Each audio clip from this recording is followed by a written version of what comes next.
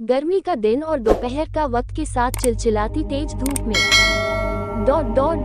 Oberoi villa के बाहर एक गाड़ी आके रुकती है और उसमें से एक हैंडसम लड़का बाहर आता है। 6.2 इंच उसका कद, गोरा रंग, उसकी भूरी आंखें, तीखी नाक, पतले होंठ और चेहरे पर बियर्ड। उसके हैंडसम से चेहरे पर इस वक्त बेहद गुस्सा नजर आ रहा था।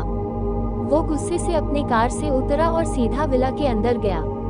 उसके अंदर आते ही उसकी नजर एक कमरे के बंद दरवाजे पर गई जहां बहुत से सर्वेंट खड़े थे और एक लड़की उस डोर पर जोर जोर से खटखटा रही थी।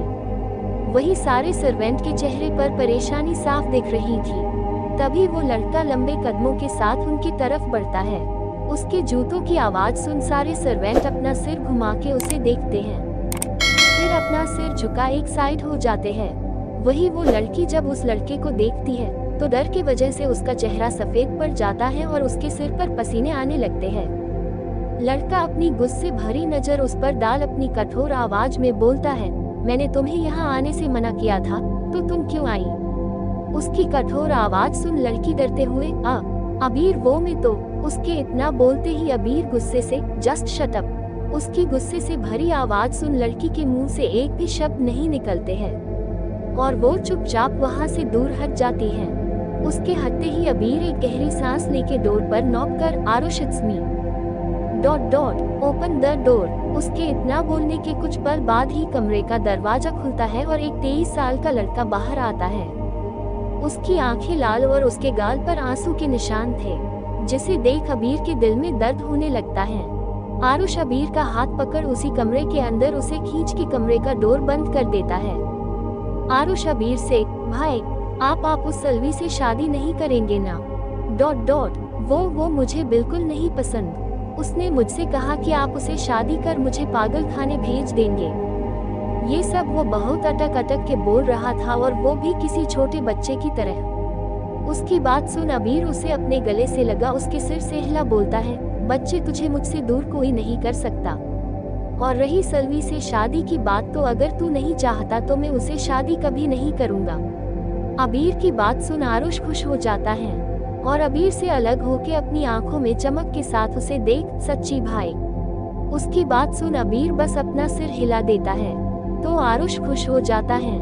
आरुष को ऐसे देख अबीर मुस्कुरा देता है और तभी उसकी नजर आरुष के गाल पर जाती है जहां थप्पड़ मारने का निशान था।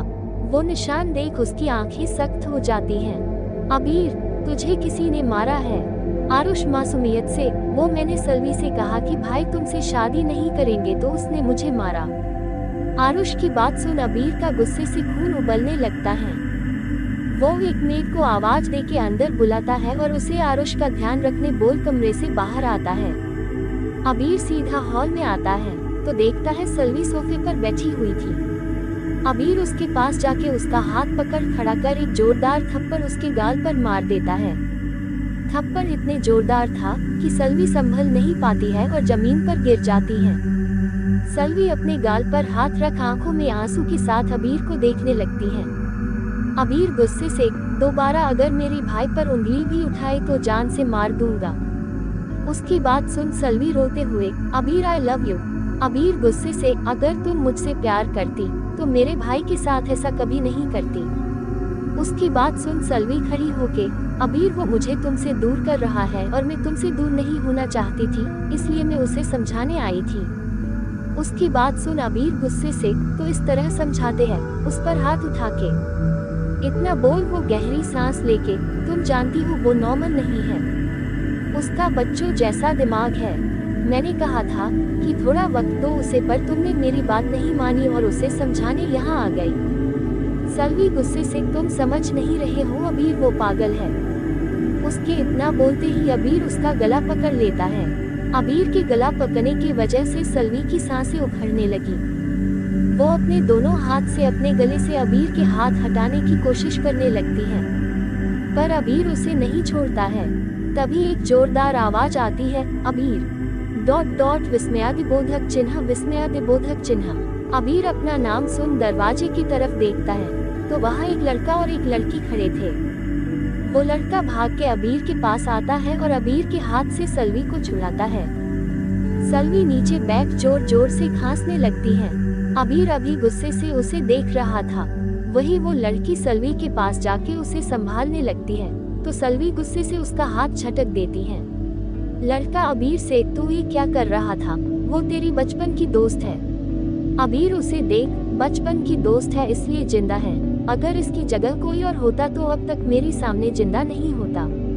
उसे इतने गुस्से में देख लड़का उसे सोफे पर बैठा देता है। वही सलवी जल्दी से उठ के रोते हुए वहां से चली जाती है।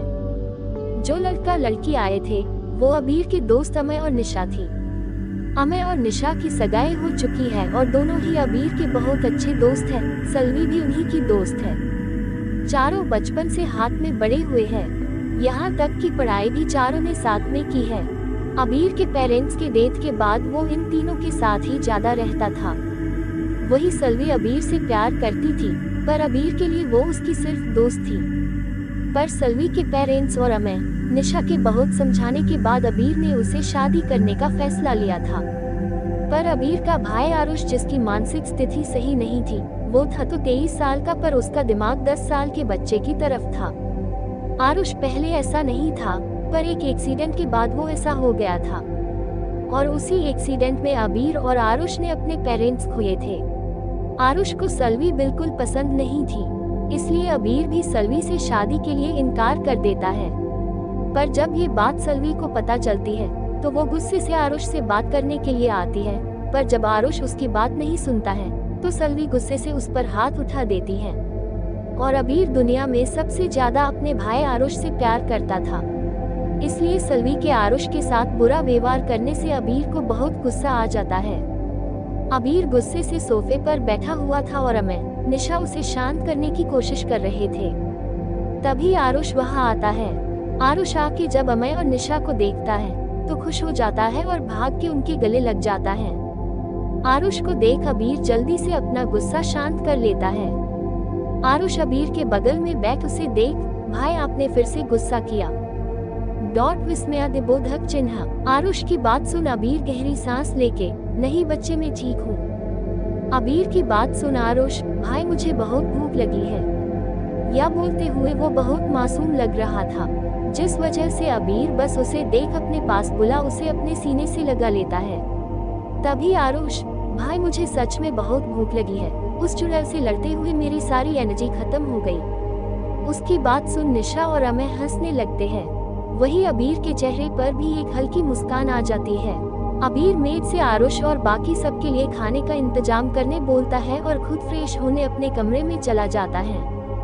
अबीर अपने कमरे में आके सीधा वॉशरूम में जाके शॉवर ऑन कर उसके नीचे खड़ा हो जाता है।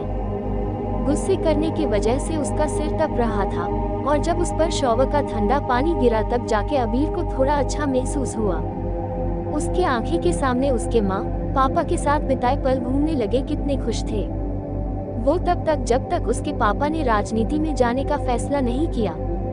राजनीति में जाने के बाद जब उन्होंने समाज के भलाई करनी शुरू की तो उन्हें धमकी से भरे कॉल आने लगे, पर सबको इग्नोर कर वो अपना काम करते रहे। और एक दिन अबीर जब लंदन में था तब उसे अपने पेरेंट्स के एक्सीडेंट की खबर मिली। अबीर जल्दी ही वापस आया, तब तक उसकी माँ की डेथ हो गई थी। अबीर जब अपने पापा से मिलने गया तब वो आखिर सांस ले रहे थे।